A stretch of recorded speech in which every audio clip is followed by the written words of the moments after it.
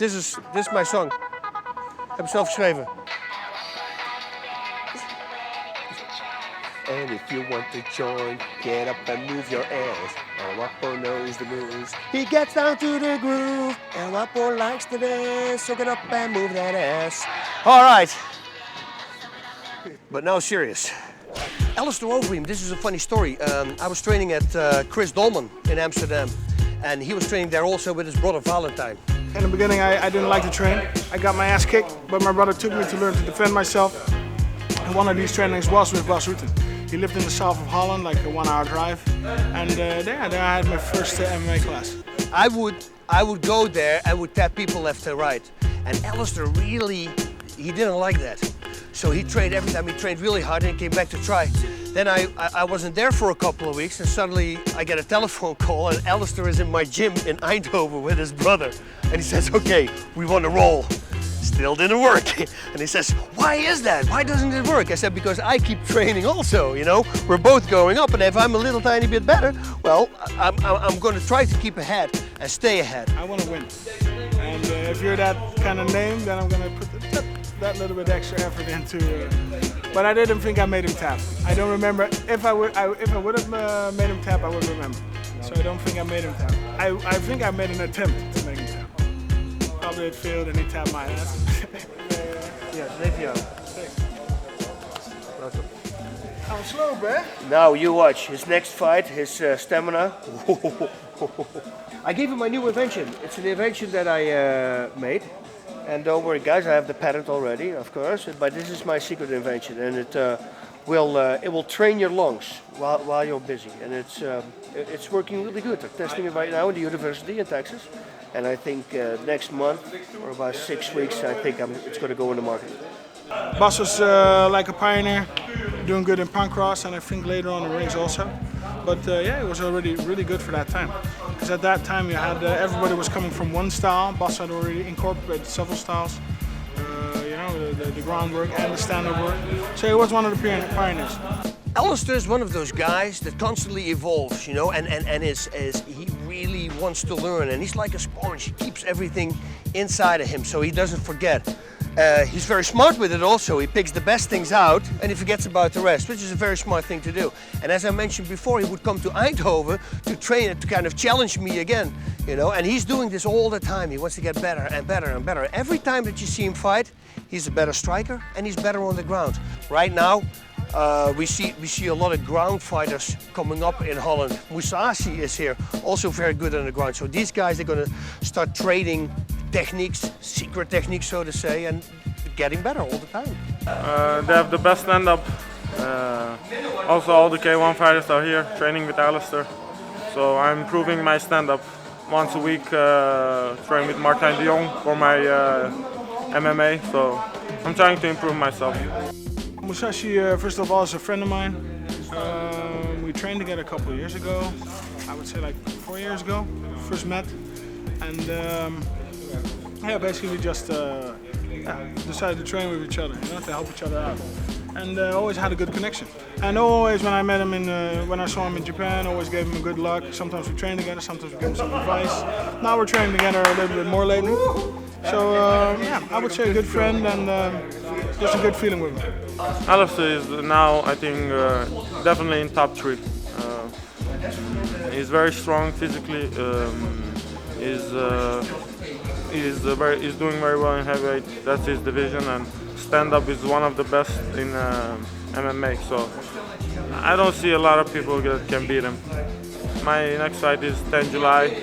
It's gonna be in Dream, Japan. So Alistair is also fighting there. So we're training together. So I learn a lot from him, and I try to make him tired for his condition.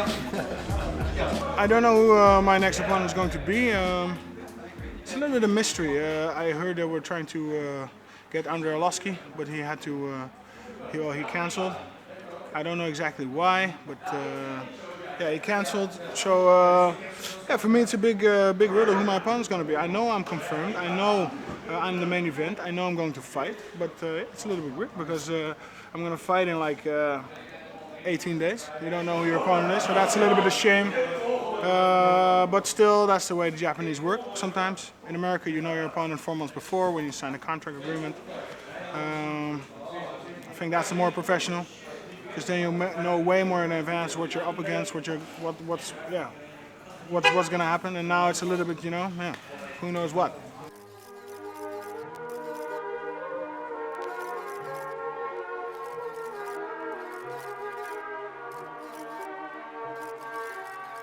About my daughter, well, her name is Storm Reem. She's very cute. She's going to go to school in a couple of months. So that's going to be a whole different chapter. But it's getting better all the time. I believe in strictness, but I also believe in if you can trust a person, you can let him do his thing, But until that time, strictness. Because it's a little girl, and when she grows up, you have to be a little bit careful about that.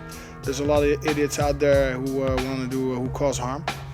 And if she comes on the door with the boyfriend, I'm gonna be a relaxed guy, but I'm gonna make her clever that she make her own good decisions. That's basically it. And if I don't like the guy, he's not gonna come in. He's gonna be the first and the last time I see him.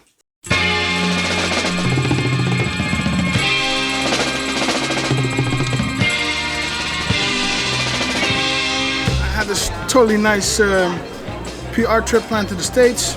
That all got cancelled. I got the confirmation of the fight, July 10th for Dream, world title fight.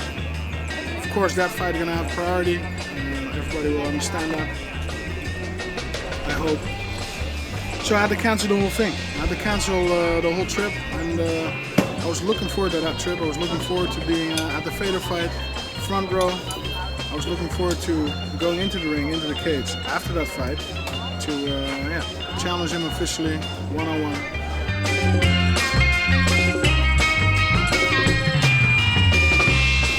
Whoa, what happened? Long story, but to give it to you in a nutshell, yesterday I received word from my management, the Dream fight is off.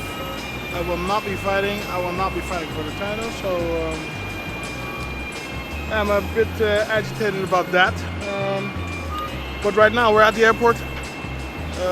In all the rush, I managed to book myself a ticket. We're going to be present at the Fader versus Verdum fight. So my ass is going to get on that plane to watch that fight. The challenge Fader.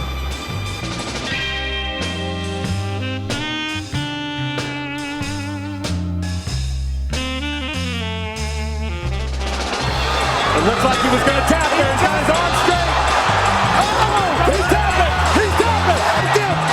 Theodore losing for the first time. Fabricio Verdum. Unbelievable. That was a little bit the upset of the year. Congratulations to Verdum.